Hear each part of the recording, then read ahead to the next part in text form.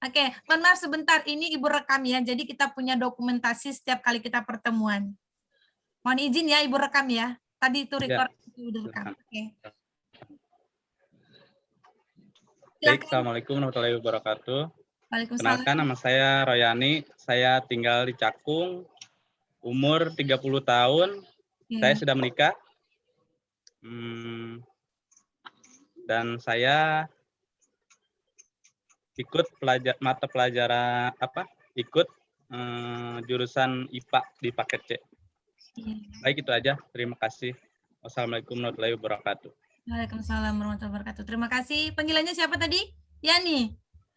Roy aja, Roy, Bu. Oh ya, oke Roy. Nah, cakep kan, jadi lebih akrab gitu. Oke Roy, makasih ya Roy. Iya, siap Bu Yen, siap. Oke, Fajri Firdaus, silakan perkenalan. Assalamualaikum, nama saya Fajri Firdaus dari Rawamangun, umur 20. Oke. Rawamangun ya, umur masih 20 tahun. Oke. Apa alasan masuk PKBM?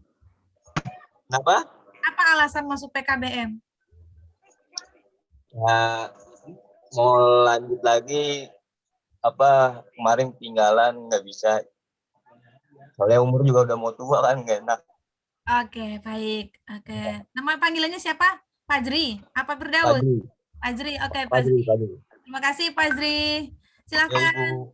Via Valen bukan? Kok mirip? Oke, silakan Via. Ayo lagi sekolah, saya nggak lulus. Gimana Via? Suaranya ada gak sih, Bu? Ada. Oke, teman-teman boleh. Bu, ada, Bu. Teman-teman di-mute dulu biar suara Via jelas ya. Iya. Oke, terima kasih teman-teman. Oke, silakan Via. Ya, halo, saya Sylvia dari Cakung. Oh, Sylvia. Oke, Sylvia. Panggilannya Via. Sutra Ibu deh. Oh, sudah menikah? Belum. Umur berapa, Via?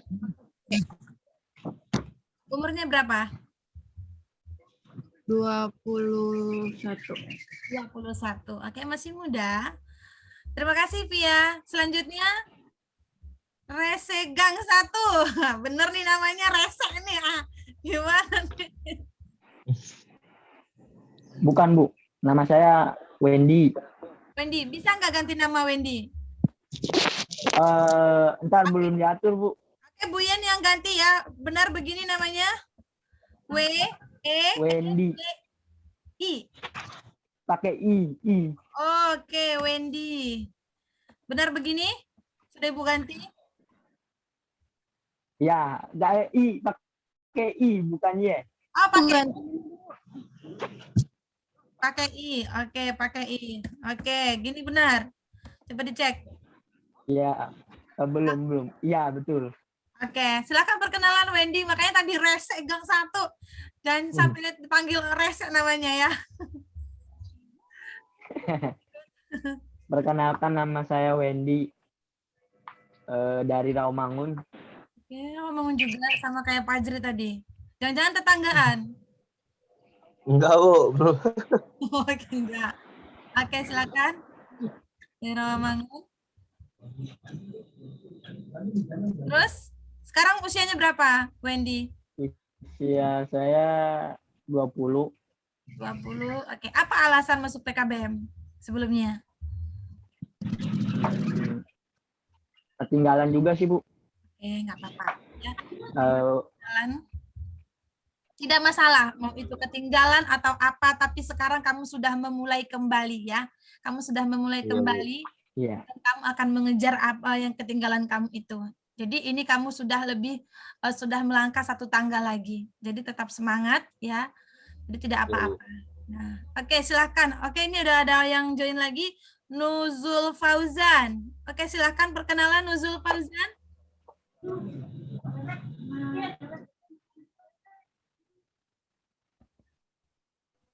Masih di mute.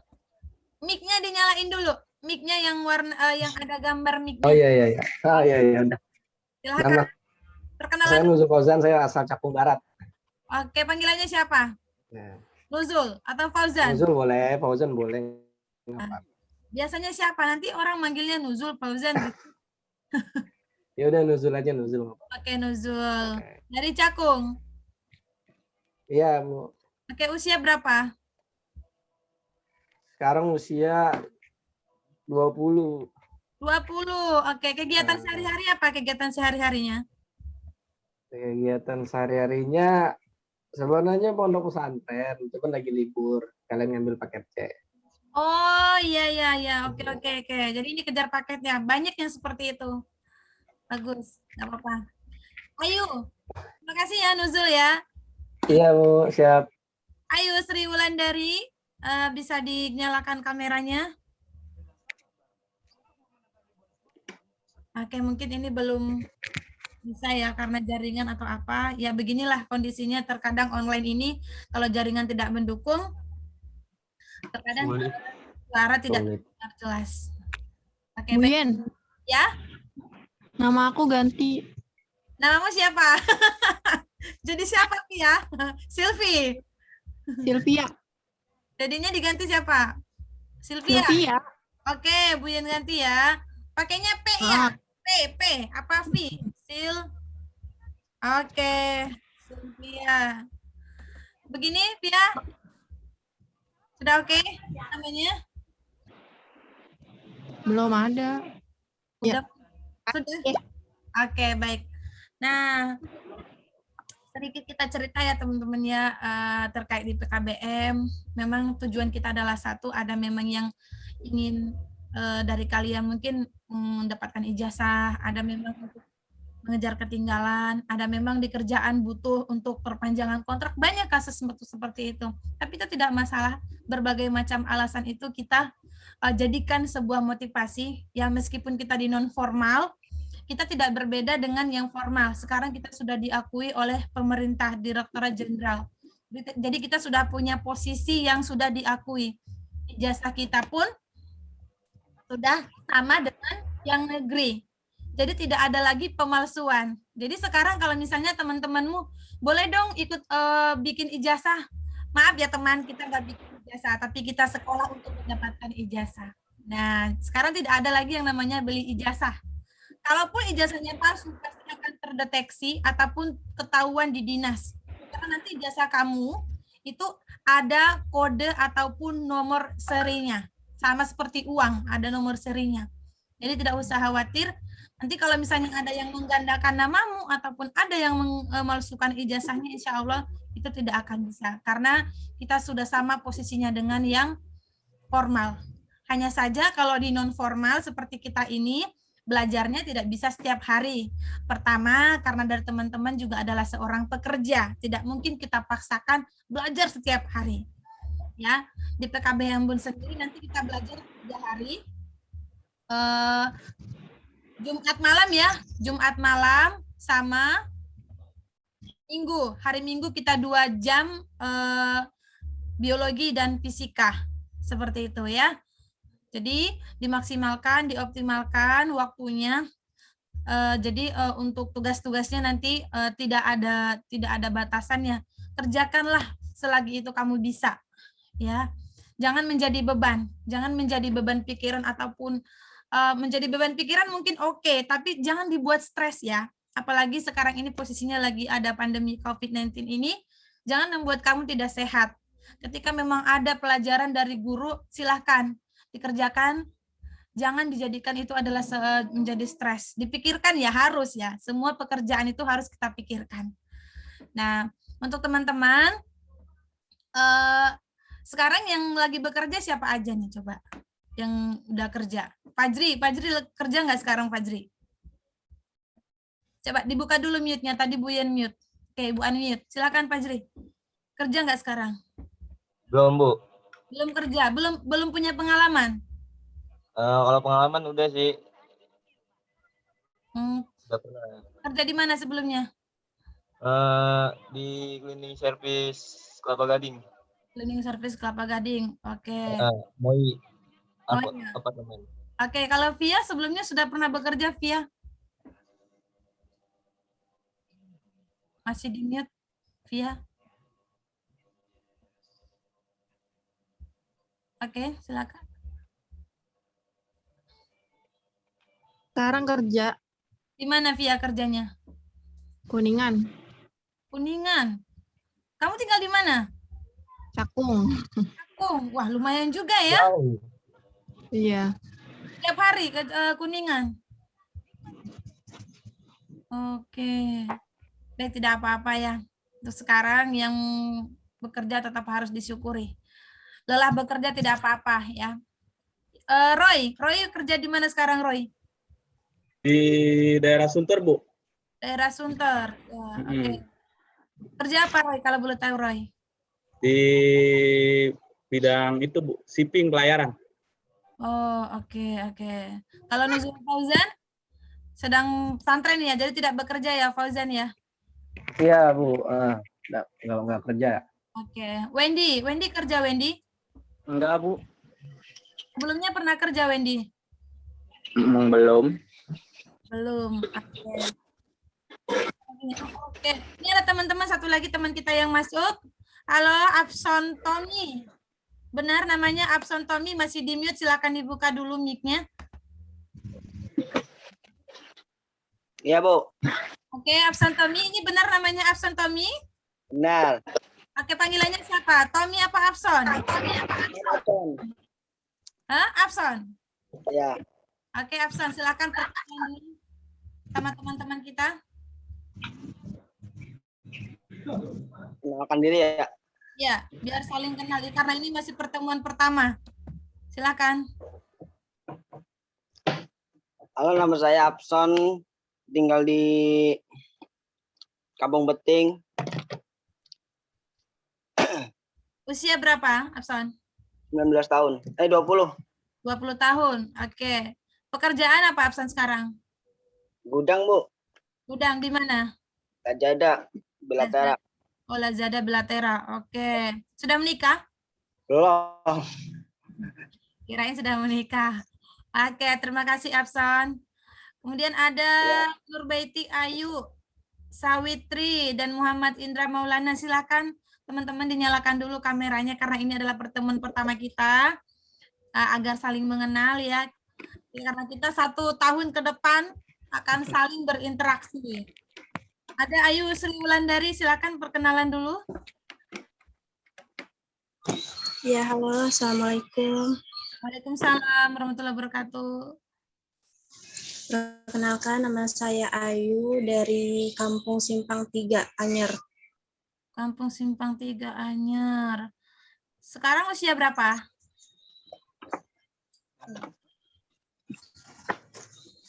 Usia berapa sekarang, Ayu?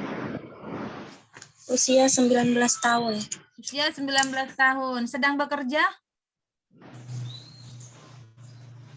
Enggak, Bu. Lagi enggak. Oke. Panggilannya apa? Ayu apa Sri? Ayu aja. Oke, terima kasih Ayu. Selanjutnya ada ini teman kita satu lagi, Nurbaiti Ayu Sawitri. Silahkan perkenalan dulu ya. Dibuka dulu mute-nya. Mute. Oke. Saya Nurbaiti Ayu Sawitri dari Bekasi, umur 19 tahun. Oh, bekerja? Enggak. Oh, enggak ya. Oke, masih usia sekolah, masih usia muda, semuanya semangat. Ada satu lagi, silahkan Muhammad Indra Maulana. Apakah suara kita terdengar, Indra? Apa memang sedang bekerja? Tidak apa-apa kalau memang tidak bisa on cam atau tidak bisa bergabung. Oh, bisa ternyata. Oke. Iya, Bu. Nama saya Muhammad Indra Maulana, umur 18 tahun. Oh, malah 18 tahun. Dari mana asalnya?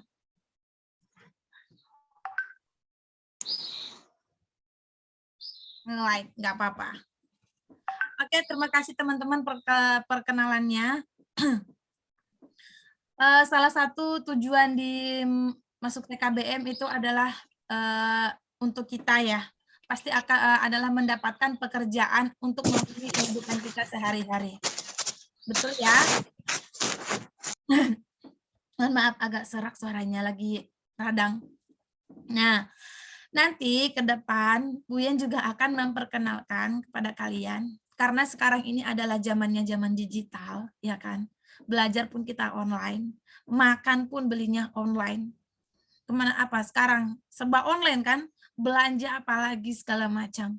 Jualan juga online.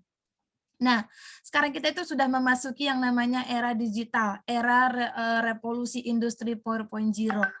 Nah, kita itu dituntut tidak hanya sekedar hidup di era itu gitu, tapi kita harus ikut andil mengikuti zamannya. Kita jangan sampai tertinggal. Nah, bagaimana caranya? Di samping kalian nanti belajar di PKBM, nanti Bu Yen ada program ya.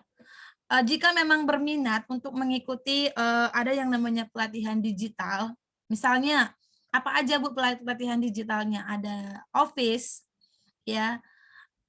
Kalau sudah bisa Office rata-rata mungkin kalian sudah bisa diterima jadi apa? Jadi admin atau apa nanti kan, kasir segala macam gitu. Jadi pekerjaan kita itu lebih mengandalkan skill. Atau nanti yang suka bagian editor, bagian edit-edit. Entah itu edit gambar, edit video, ya. Nanti kita bisa lihat, kamu bisa mengikuti pelatihan. Nah, kemudian mungkin bagian desain, mendesain. Kamu suka menggambar, desainer, baik itu desainer di website atau mendesain foto gitu ya. Nah, itu nanti bisa kita ikuti beberapa pelatihan. Tapi nanti akan mengikuti seiring pembelajaran ya, pelan-pelan. Nanti barang siapa yang berminat bisa Bu Yen arahkan. Nah, untuk itu nanti ketika kamu sudah punya skill, kamu nanti akan mendapat dua manfaat. Kamu udah lulus PKBM dan kamu sudah punya skill dan kamu siap untuk ke dunia kerja yang lebih baik. Ya. Yang awalnya kita mungkin bekerja secara fisik ya, secara fisik, mudah-mudahan nanti 1 tahun ke depan kita sudah bekerja menggunakan kecerdasan kita, menggunakan skill kita, menggunakan hasil belajar kita. Oke, kita sama-sama berjuang, meskipun di masa pandemi seperti ini, kita jangan sampai berhenti untuk belajar. Wendy, nggak ada suaranya Bu. Yang lainnya ada suaranya, kalau ada coba jempolnya di atas. Terdengar? Oke, terdengar. Wendy doang nih yang nggak ada suaranya. Pakai headset ya Wendy ya. Coba kamu log out dulu. Coba kamu log out lagi, nanti kamu join lagi. Baik teman-teman, mungkin itu saja perkenalan kita hari ini. Kita akan melanjutkan sedikit pembelajaran pertama kita di biologi ya. Nah, Bu Yen akan share screen ya, akan men-share screen tentang pembelajaran biologi. Ini dia. Nah, jadi kita kalau belajar itu sebenarnya juga nggak terlalu banyak ya. Untuk itu kita tidak terlalu banyak yang harus kita kupas ya.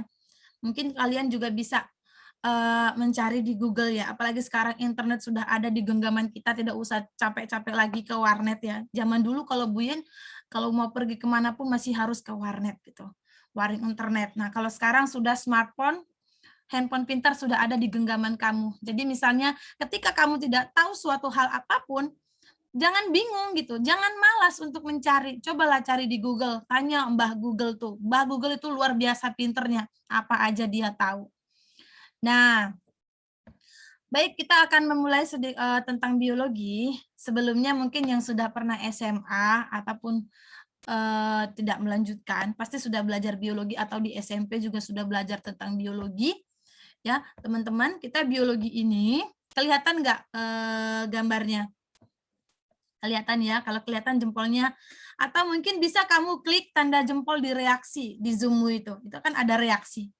Sambil kita belajar menggunakan Zoom, itu ada reaksi kalau oke, jempolnya ada sambil.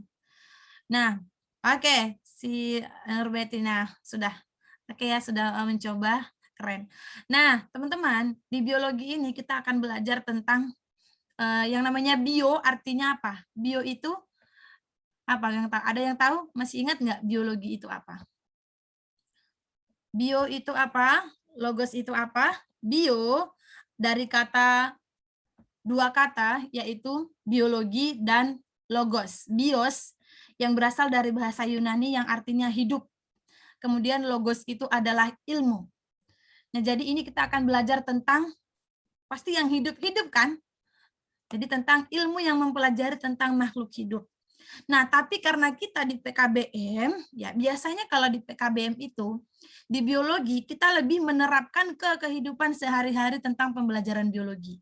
Nah, dalam kehidupan sehari-hari ada yang bisa menyampaikan, misalnya penerapan pembelajaran biologi yang sudah kita alami dalam kehidupan sehari-hari. Ada yang bisa coba dibuka mic-nya? Yang sudah kamu terapkan pembelajaran tentang biologi. Ada yang bisa mencontohkan? Misalnya tempe, pembuatan tempe itu adalah pembelajaran biologi. Tempe yang kamu makan itu menggunakan metode fermentasi yang menggunakan bakteri. Ya, itu juga pembelajaran biologi. Kemudian pernikahan. Pernikahan, orang yang sudah menikah itu sudah menerapkan pembelajaran biologi. Sistem reproduksi. Iya kan? Yang bagi sudah menikah itu adalah pembelajaran biologi. Di biologi itu dikupas semuanya. Sistem reproduksi, sistem pencernaan, sistem peredaran darah. Itu nanti semua kita pelajari. Oke, yang di-mute dulu teman-teman.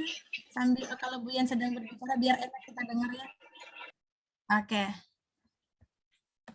Si Wendy kayaknya jaringannya. Nah, itu dia tentang biologi. Nah, kita lihat di sini ke objek kajian biologi itu, di objek kajian biologi itu mulai dari nih, yang paling terkecil.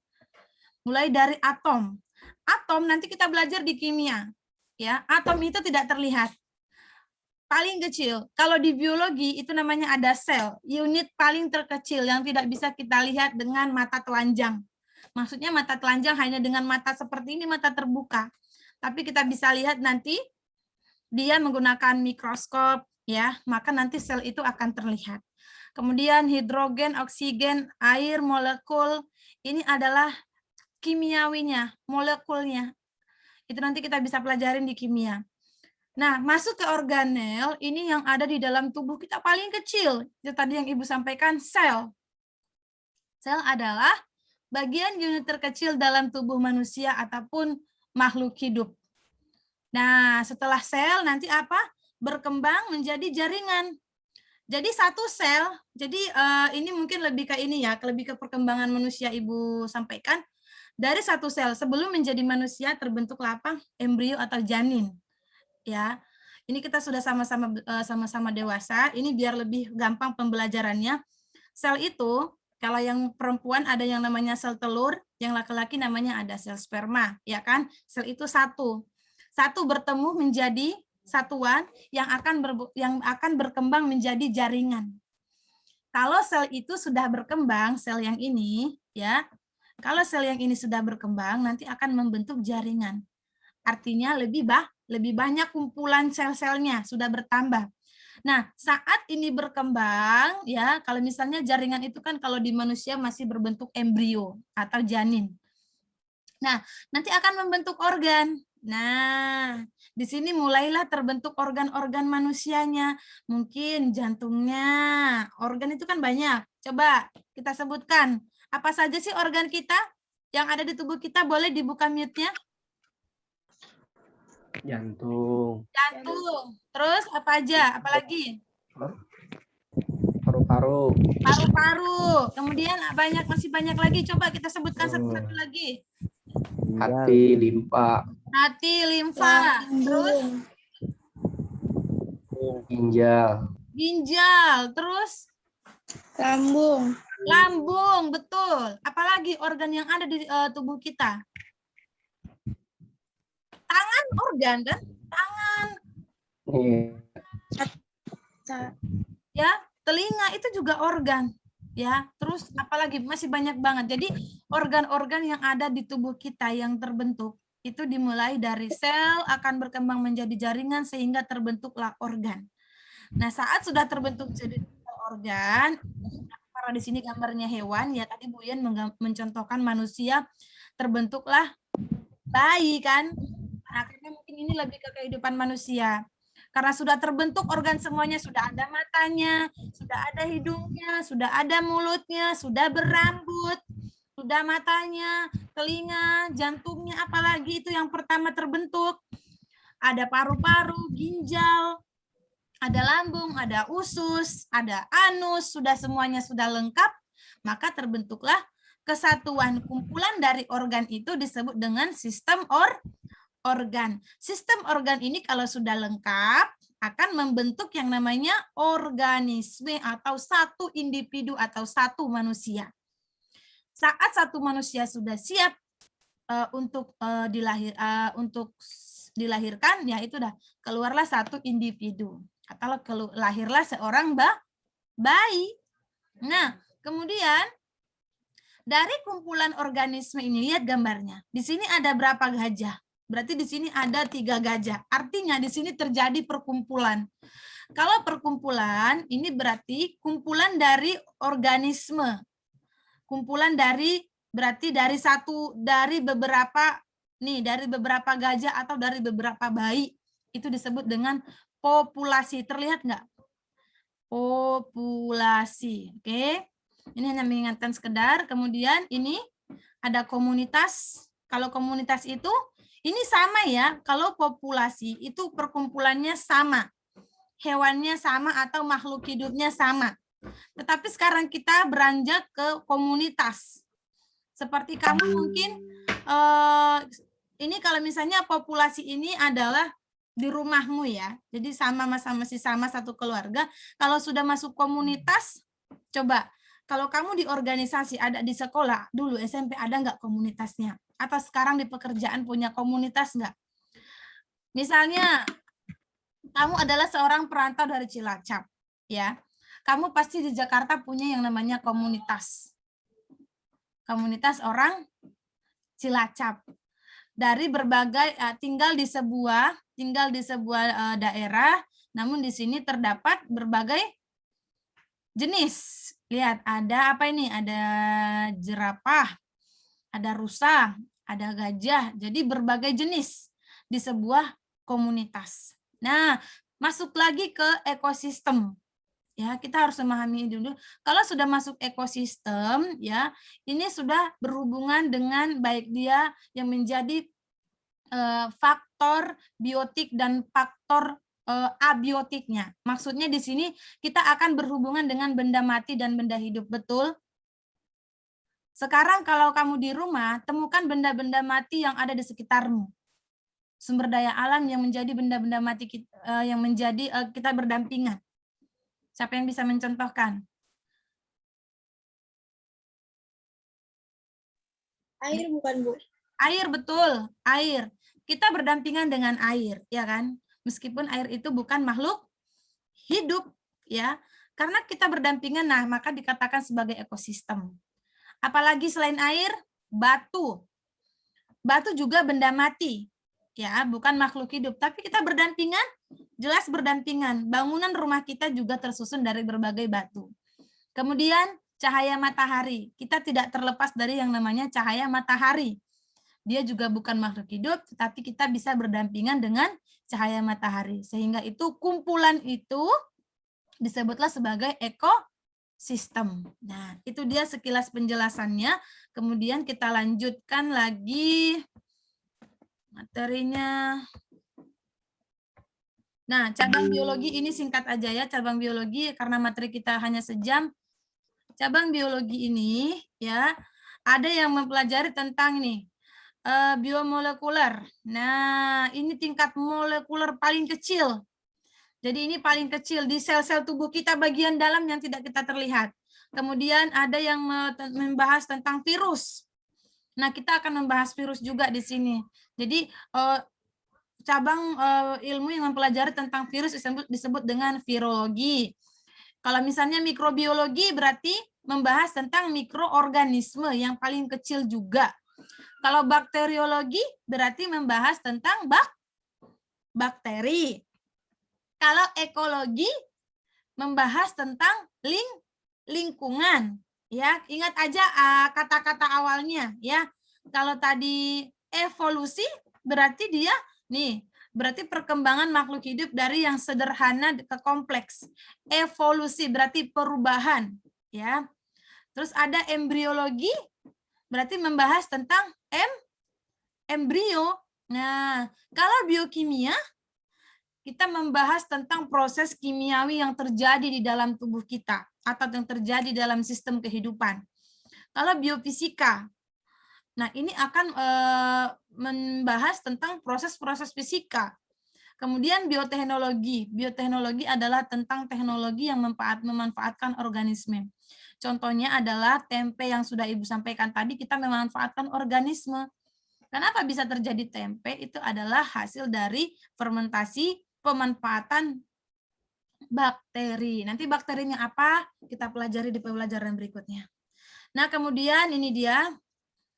Nah, sekarang kita lebih ke penerapan ya. Jadi kita itu kan dunia kerja. Barangkali nanti kamu keterima di lab biologi kalau sudah belajar, atau kamu keterima di perusahaan yang menciptakan bibit unggul, atau peternakan yang menciptakan peternakan unggul, ya.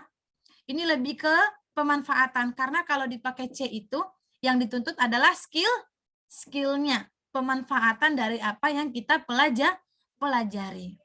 Kata nih, kalau pertanian sekarang semangka sudah tanpa biji. Nah, bagaimana caranya? Itu nanti dipelajari. Kemudian peternakan. Nih, lihat. Ada yang diinseminasi buatan. Inseminasi itu artinya perkawinannya dipercepat biar dia sapinya cepat hamil dan cepat berkembang biak dan beranak. Kemudian vaksin. Nah, sekarang kita lagi tenar-tenarnya sekarang ya. Sudah pada vaksin? Belum. Vaksin sudah, Bu. Udah. Oke, nanti kalau nggak vaksin nggak bisa masuk mall ya. Nggak bisa masuk ITC nanti kalau nggak vaksin ya. Semuanya wajib vaksin. Kalau yang belum, nanti datangin aja tuh puskesmas pada gratis vaksinnya ya, sebelum berbayar. Nah, vaksin. Nah, kita ketahui vaksin itu adalah virus yang dilemahkan.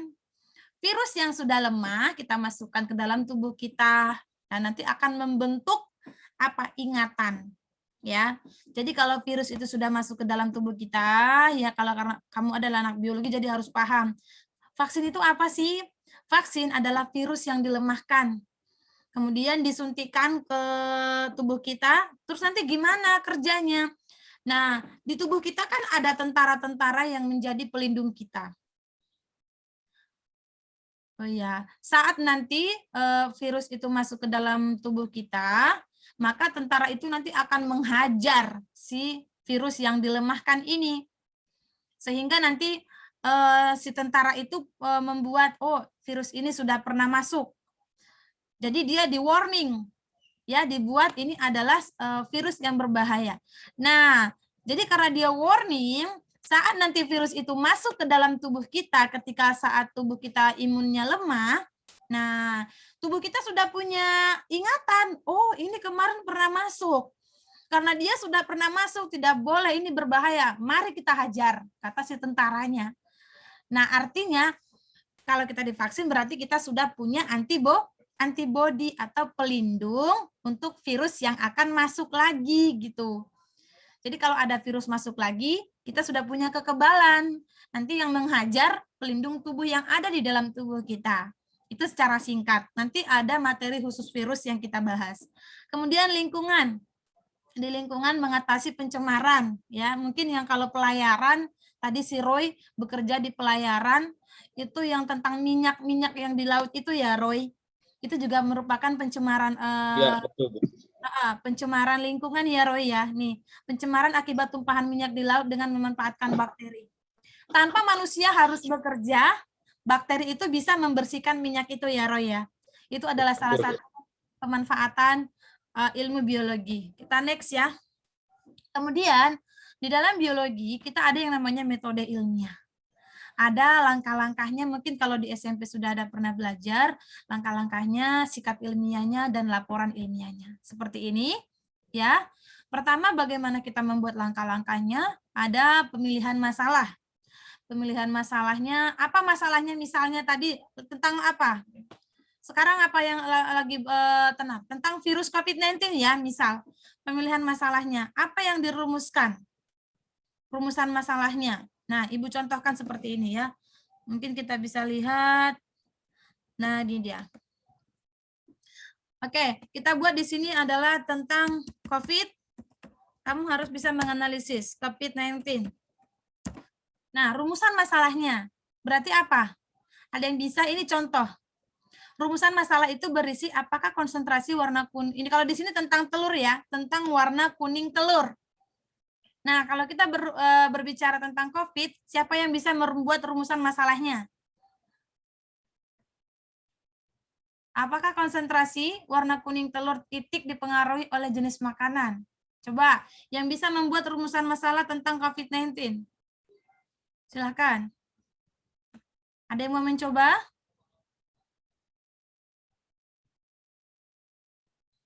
Coba kita buat rumusan masalahnya.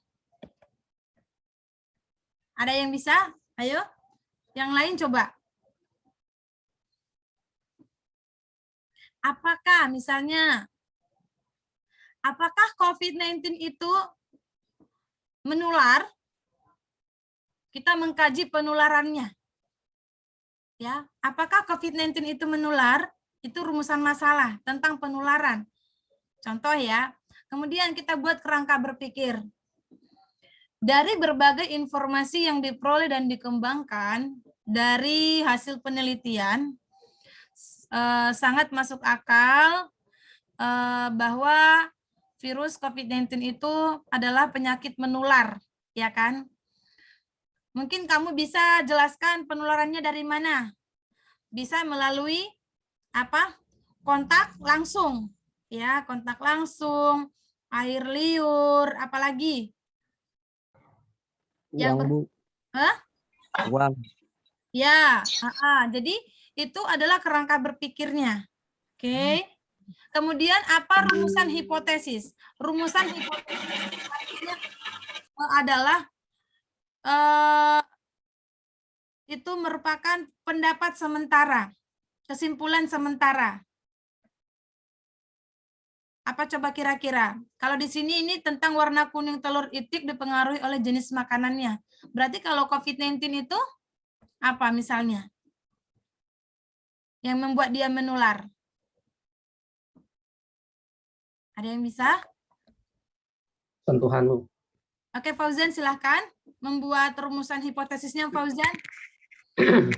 COVID-19 itu menular karena sentuhan maupun dari udara.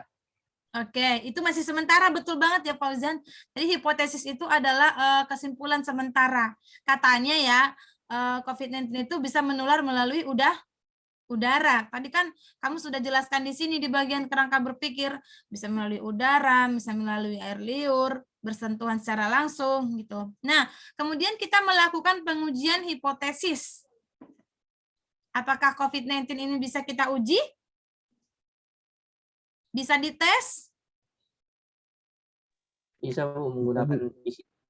Betul, bisa menggunakan PCR, bisa menggunakan rapid test, bisa menggunakan swab ya. Betul banget. Jadi ini bisa kita uji. Jadi kalau misalnya kita melakukan eksperimen, seorang yang positif COVID-19, kita sentuhkan dengan orang yang sehat, apakah orang sehat ini nanti akan ikutan positif? Ya kan? Jadi seperti itu kan? Nah, kemudian apa kesimpulannya? Kesimpulannya, COVID-19 adalah penyakit menular. Ya, jadi kamu harus bisa membuat tahapan metode ilmiah. Pertama, kamu buat rumusan masalah, kemudian kamu buat kerangka berpikirnya, kemudian buat rumusan hipotesisnya, kemudian pengujian hipotesis, apakah kesimpulan sementara itu benar atau tidak. Nanti kalau sudah diuji, nanti baru terdapat kesimpulan yang benar. Oke, selanjutnya, sebentar penampilnya. Sebentar ya. Nah, atau contoh ini buat tugas kamu. Nih, Beras merupakan makanan pokok yang dikonsumsi sebagian besar orang Indonesia. Fakta di lapangan menunjukkan bahwa konsumen pada umumnya mencari dan membeli beras yang putih dan bersih. Hasil sudah petugas BPOM menemukan beras yang mengandung zat pengawet seperti formalin, boraks, dan zat pemutih seperti klorin. Hal ini tentu sangat merugikan konsumen dari segi kesehatan dan kualitas berasnya. Nah, untuk tugas kamu adalah membuat susunan metode ilmiah dari kasus ini. Oke? Silakan di screenshot untuk mempersingkat waktu kita. Di screenshot aja, terus nanti kamu kerjakan, kamu buat tahapan-tahapan metode ilmiahnya. Seperti itu. Ada yang mau ditanyakan? Terkait hipotesis tadi? Nanti kamu buat seperti ini ya, buat tahapannya ya. Rumusan masalahnya apa? Kemudian apa kerangka berpikir dari itu tadi, dari beras yang apa? Beras yang banyak mengandung formalin, boraks, dan zat pemutih. Kemudian apa hipotesisnya? Apakah semua beras putih itu mengandung zat pemutih? Ya, itu nanti kamu buat kaji di sini. Boleh nanti di searching di internet apakah semua beras putih mengandung bahan pengawet dan pemutih, ya. Susunannya seperti ini formatnya. Boleh ditulis di buku ataupun kalau ada laptop boleh diketik. Ya. Ada yang mau ditanyakan sebelum kita lanjut lagi?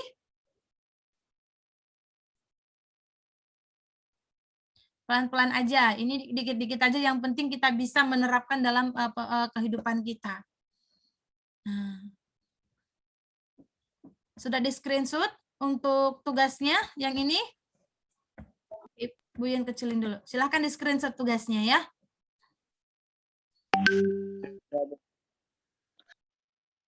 Sudah? Sudah. Oke, atau nanti Bu Yan akan kirimkan ya, kita akan buat classroom sendiri tentang tugas. Oke, itu dia tadi tentang biologi yang pertemuan pertama hari ini kita membahas tentang ruang lingkup. Yang perlu kamu pahami bahwa kamu nanti apa yang bisa kamu lakukan setelah mempelajari ruang lingkup, membuat metode ilmiah. Kira-kira selain dari itu apa yang bisa kita buat metode ilmiah lagi? Coba. Ada yang bisa mungkin? Kamu punya tanaman nggak di rumah? Kebanyakan mungkin punya ya di depan rumah. Misalnya nih, tanaman itu apakah benar dipengaruhi oleh cahaya matahari? Nah, nanti kamu buat, kalau misalnya mau, boleh nggak Bu, jangan yang tadi sebagai studi kasus untuk membuat metode ilmiahnya. Untuk ini boleh dibebaskan. Boleh tidak yang tadi ya? Boleh tidak menggunakan, boleh tidak yang soal tadi tentang beras. Bu, boleh nggak saya menggunakan tumbuhan tadi? Kalau misalnya tumbuhan apakah dipengaruhi oleh matahari saja? Boleh, nanti kamu searching di internet ya. Kamu punya buku nggak? Udah dibagiin belum bukunya dari kantor? Belum. Belum, Bu. Belum ya? Oke, nanti sekalian modulnya Bu yang kirim ya. Sebenarnya kita punya modul langsung dari Kemendikbud loh. Jadi nanti Ibu share, Ibu download dulu bukunya. Jadi kita nggak usah print karena nanti terlalu banyak ya buat ngeprint. Kita langsung daring aja online untuk belajarnya di situ. Ada yang mau ditanyakan untuk tentang ruang lingkup biologinya? Setelah ini kita lanjut nanti langsung ke fisika sebentar. Fisika baru nanti selesai. Ngezoomnya nggak usah lama-lama. Biasanya ngezoom itu kuotanya banyak banget. Ya. Jadi untuk kita hemat-hemat, yang penting kita paham juga gitu ya. Ini karena pertemuan pertama makanya agak lama tadi ya kita perkenalan. Teman-teman kita juga nih ada Eka Haidir. Ya, salam kenal ya Eka Haidir ya. Teman-teman juga. Yang penting kamu sudah melihat wajahnya. Nah, kemudian kita langsung ke fisika sebentar ya. Ya, Bu. Yang tadi sudah oke ya tugasnya ya. Siap. Oke. Untuk fisika, ini dia. Kalian bisa langsung share juga. Oke. Nah, mungkin kalau kita berbicara tentang fisika, ini lebih banyak kita alami di kehidupan sehari-hari. Apalagi yang laki-laki ya. Yang laki-laki yang mungkin yang kerja di bengkel, apalagi kerja yang kerjanya di manufaktur yang kayak gitu. Ini fisika benar-benar dimanfaatkan banget. Nah, berbicara tentang fisika, mungkin kita tidak hanya sekedar mengukur, mungkin pikiran kita ya, kalau dulu mengukur berapa kecepatan buah kelapa jatuh dari pohon, betul nggak? Ya kan? Kalau dulu seperti itu, tapi kalau di PKBM kita lebih ke penggunaan dalam kehidupan sehari-hari. Apakah kamu mengenal alat-alat ini? Coba lihat.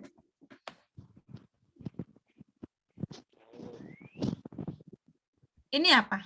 Kamu kenal nggak ini alatnya? Ada yang tahu ini apa namanya? Masih ingat nggak di SMP dulu? Mengukur. Ayo, yang biasanya kerja di bengkel-bengkel pada tahu ini alat apa aja ini. Wah, ternyata di fisika dipelajarin. Iya, betul. Jadi kita belajarnya lebih kehidupan sehari-hari. Kalau ini tahu nggak? Yang ini? Yang ini tahu nggak nih? Meteran. Meteran, oke. Ini buat ngukur. Terus, kalau yang ini juga? Ini buat ngukur juga, ya kan? Iya. Kalau yang ini buat apa? Buat Mengukur tegangan listrik, Bu. Betul. Kalau yang ini apa? suhu. Suhu tubuh. Termometer ya. Kalau ini apa?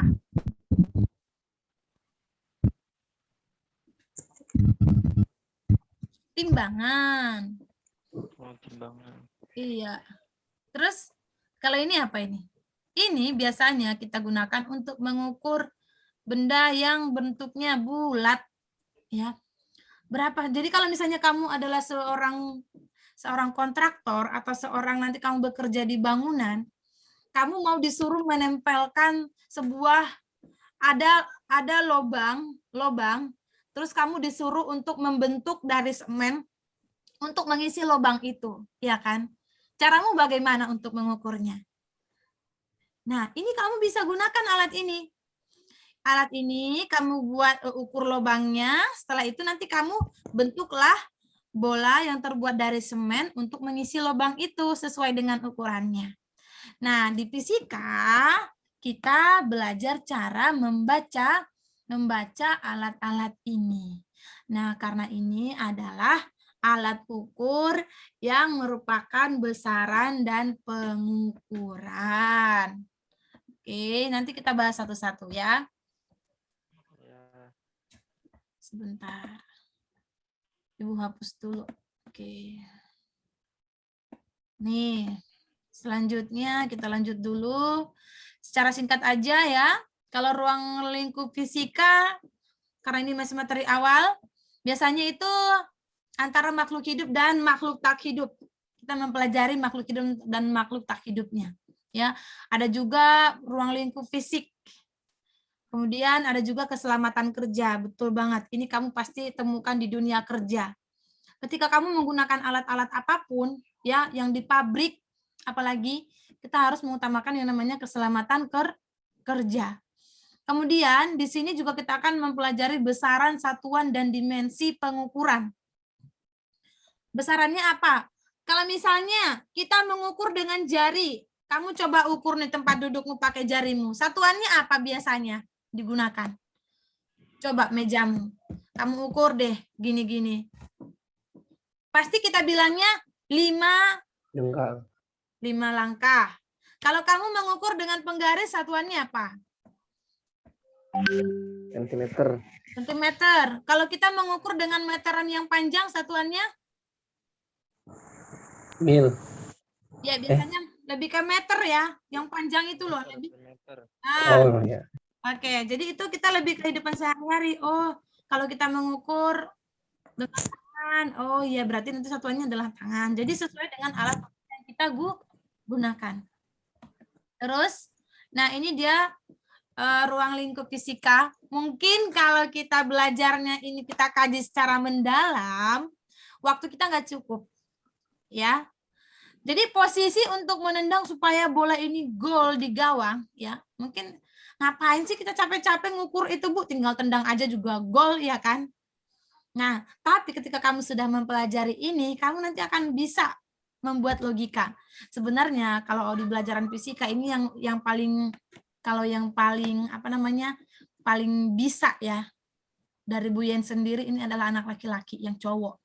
Karena logikanya itu main. Kalau anak perempuan ya, kalau dari Bu Yen sendiri tuh kadang kalau nggak belajar mati-matian, oh ternyata susah banget memahaminya. Tapi bukan berarti tidak bisa ya. Karena logika laki-laki itu lebih dapat untuk mempelajari kira-kira gimana nih tendangannya gitu. Ya nggak yang laki-laki yang cowok. Jadi tanpa dipelajarin pun kalian pasti sudah bisa memperkirakan kan? Gitu, karena kalian mainnya logika. Kalau perempuan itu lebih main perasaan. Makanya gampang nangis. Ini dia. Nanti kita akan mempelajari lagi. Ada hakikat fisika, ciri-ciri fisika, cabang-cabang fisika, manfaat fisika itu apa. Tadi juga di biologi udah mempelajari metode ilmiah, di fisika juga ada metode ilmiahnya ya. Nah, ini karena masih awal jadi masih saling mencakup. Keselamatan kerja ya, kalian juga harus memperhatikan keselamatan kerja. Karena kita tidak ada laboratorium dan untuk praktek karena masih daring, jadi kita bisa skip, tapi yang pasti kamu harus menerapkan itu di dunia kerja. Nah, masuk dia di sini. Ini secara cepat aja ya. Lihat, yang termasuk besaran pokok apa aja? Panjang, massa, waktu, suhu, kuat arus, intensitas cahaya, dan jumlah zat. Kamu jangan sampai lupa nih satuannya. Kalau panjang satuannya apa? Meter. Massa? Kilogram. Kilogram. Oke, ini jangan lupa. Waktu? Sekon. Sekon. Suhu? Kelvin. Kelvin. Kuat arus? Ampere. Ampere. Iya, Ampere. Intensitas cahaya? Kandela. Jumlah zat? Mol. Ini semua kita gunakan dalam kehidupan sehari-hari. Apalagi yang arus listrik, ya kan? Kita jangan coba-coba yang tidak paham arus untuk membongkar suatu kabel di rumah. Kalau kamu tahu kuat arusnya berapa, yang ada nanti kamu jadi koid, malah konslet sendiri kamu ya. Nah, kemudian kalau yang termasuk besaran turunan apa? Lihat nih, besaran turunan yang diturunkan nanti luas. Setelah kita mengetahui panjang dan lebar, kita akan mengetahui luasnya. Setelah kita mengetahui waktu dan perpindahan, kita akan mengetahui kecepatannya. Kamu misalnya dari rumah ke mall, membawa motor dengan kecepatan 50 km per jam. Nanti sampainya jam berapa sih? Jadi nanti ini kita pakai ilmunya di sini. Jadi kalau misalnya kamu lagi buru-buru nih, aduh waktuku hanya tinggal 5 menit lagi nih. Dari rumah bisa nggak ya? Harus kecepatan berapa sih biar sampai 5 menit? Nah, ini bisa kita hitung nih di sini, ya. Kemudian volume. Volume juga kalau kita panjang dan lebar tinggi sudah tahu, volumenya berapa. Misalnya nih kamu mau ngisi tandon air atau bak mandi. Oh, ukuran bak mandiku segini, lebarnya segini, panjangnya segini. Berarti volumenya nanti jangan sampai melebihi ini, nanti airnya luber-luber sayang, bahannya mahal airnya gitu ya. Kemudian gaya. Massa dan percepatan, kayak gaya nendang bola tadi. Kira-kira kalau misalnya kita sudah mengetahui percepatan tendangannya seperti apa, nanti gayanya bagaimana nih biar pas. Usaha apalagi? Usaha. Usaha ini juga dalam kehidupan sehari-hari berhubungan dengan gaya dan perpindahan. Jadi kalau misalnya kamu usahanya sedikit, tentu perpindahanmu juga akan lebih sedikit, ya. Jadi ini berhubungan, kalau usahanya sedikit, otomatis perpindahannya sedikit. Ya, tapi kalau mau usaha yang banyak, melakukanlah perpindahan yang banyak. Maksudnya di sini bukan berpindah, tapi kalau kita mau usahanya hasilnya lebih banyak, kita akan melakukan usaha juga lebih banyak. Bagaimana cara melakukan usaha yang lebih banyak tadi? Berarti kita melakukan perpindahan itu maksudnya adalah kerja, belajar. Tidak diam, nanti bisa diukur nih. Daya, dan seterusnya ya. Ini secara singkat. Boleh nanti kamu, ini Ibu kirim materinya, silahkan. Untuk ini, seterusnya kita lanjut dulu biar lebih cepat ya. Oke. Kemudian kita langsung aja. Nah.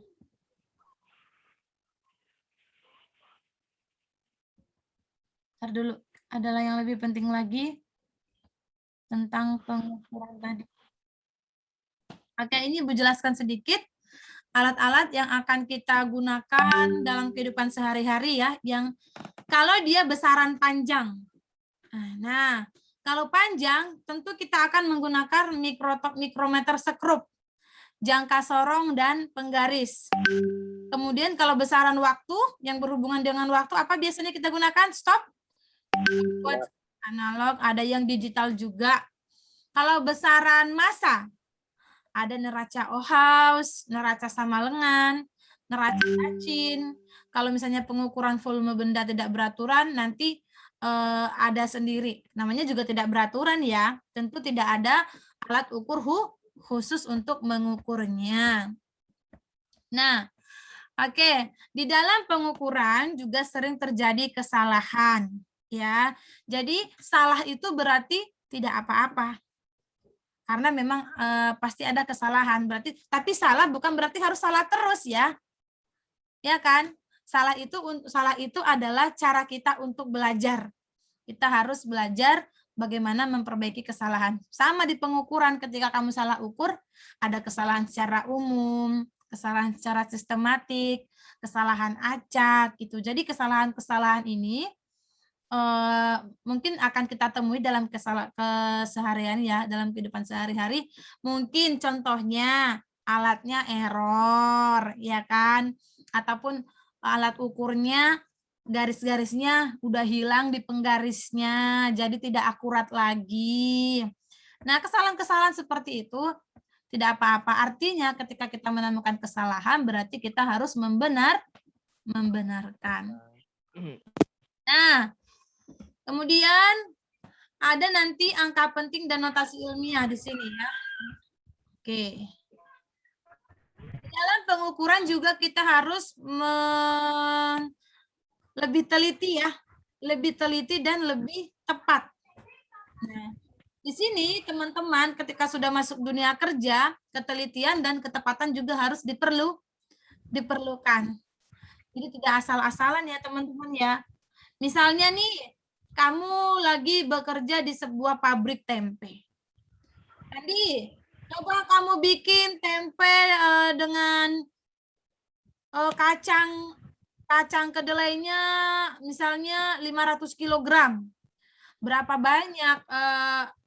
banyak bakteri yang kamu butuhkan. Nah, di sini kamu perlu ketelitian dan ketepatan. Jadi harus lebih hati-hati ya. Nah, begitu juga dalam belajar. Kita tidak boleh yang namanya sembrono ataupun terburu-buru. Biasanya terburu-buru adalah temannya setan. Jadi hindari yang namanya buru-buru ya. Oke, kemudian kita lebih langsung aja ke sini. Nanti soalnya Bu yang kirim ya di classroom. Nah, ini adalah salah satu contoh mikrometer sekrup. Perhatikan cara membacanya. Perhatikan cara membacanya, teman-teman.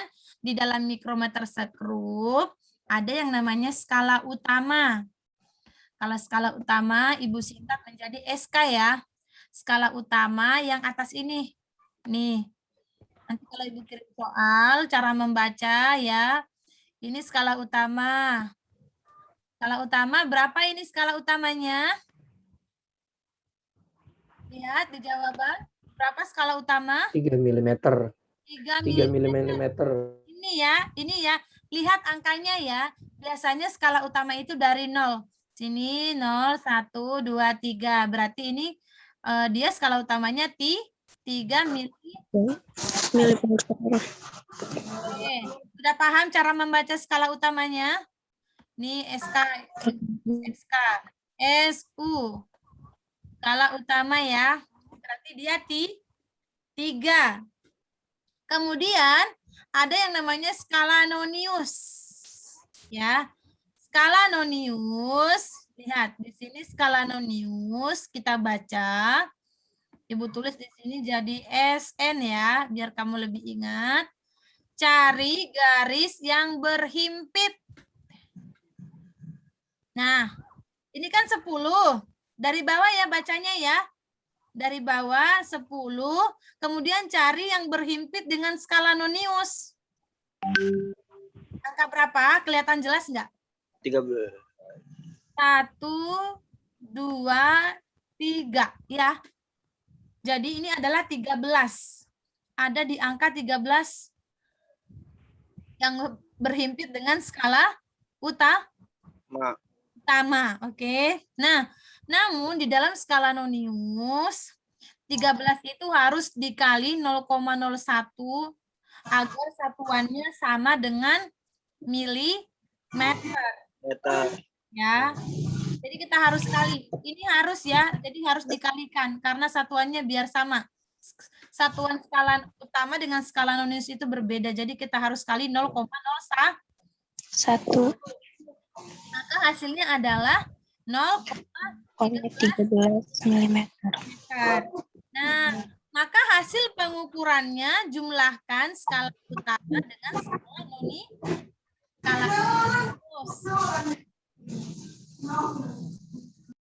Oke, skala nonius. Jadi 3 ditambah 0,13. Udah bisa ya? 3.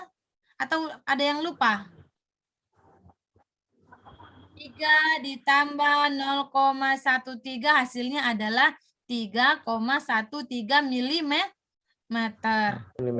Jadi ketebalan kaca sebesar ini fungsinya adalah untuk mengukur ketebalan. Nah, jadi ketebalan kaca sebesar 3,13 mm. Gimana? Sudah paham cara membacanya? Apa kita ulangin lagi? Mau kita ulangin lagi? Pertama, skala utama. Mana skala utama? Skala utama yang ini nih. Ini skala utama, yang garis ini. Ini cara bacanya, kamu lihat aja angka terakhir. Angka terakhir berapa? 3. Oke. Kemudian skala nonius. Skala nonius yang mana skala nonius? Skala nonius yang ini. Nah, cara bacanya gimana? Cari yang berhimpit dengan skala utama. Skala yang utama berhimpit dengan angka 13. Oke. Maka karena satuannya skala utama dengan skala nonius itu berbeda, maka harus kita kali dengan 0,01 sehingga satuannya sama dengan milimeter. Maka hasilnya 0,13 milimeter. Jika ditanyakan hasil pengukuran, maka kita jumlahkan skala utama dengan skala nonius. Skala utama tadi berapa? 3 mm. Oke, 3 mm. Skala noniusnya tadi berapa? 0,13. 0,13. Setelah itu kita jumlahkan. Boleh menggunakan kalkulator ya. Jadi 3,13 atau 3,13 mm. Jadi ketebalan kacanya sebesar 3,13 mm. Paham? Paham. Bisa ya baca mikrometer sebelumnya ya? Oke, baik teman-teman. Selanjutnya.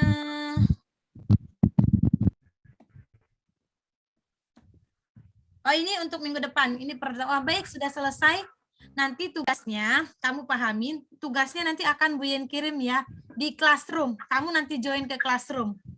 Nanti Ibu buatkan Classroom. Nanti di situ tugasnya, nanti tinggal kamu kerjakan di situ. Kumpulkan juga tugasnya di Classroom itu juga. Nanti di Classroom itu ada misalnya kalau kamu sudah masuk, tambahkan komentar. Oke, nanti linknya Ibu buat dulu. Oke? Baik teman-teman, karena sudah 1 jam lebih kita cukupkan sampai di sini.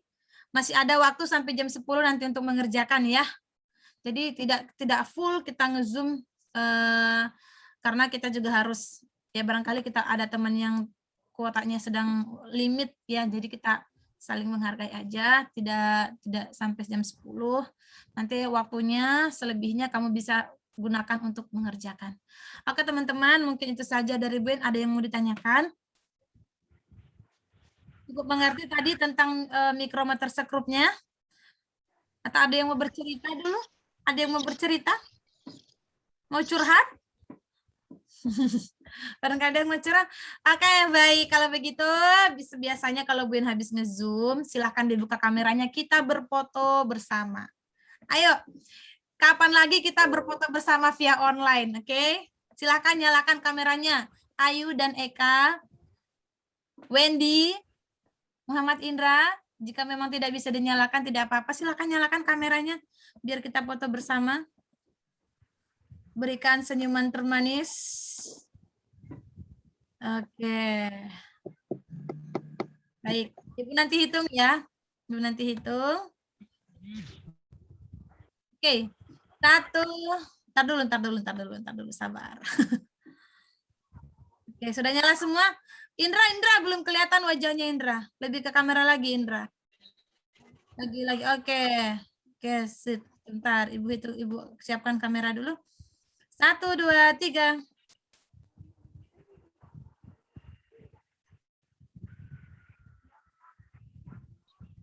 Oke, terima kasih teman-teman. Ibu siap dulu ya, sebentar ya. Ibu siap dulu. Nanti Ibu kirim di grup ya, fotonya ya. Iya, Bu.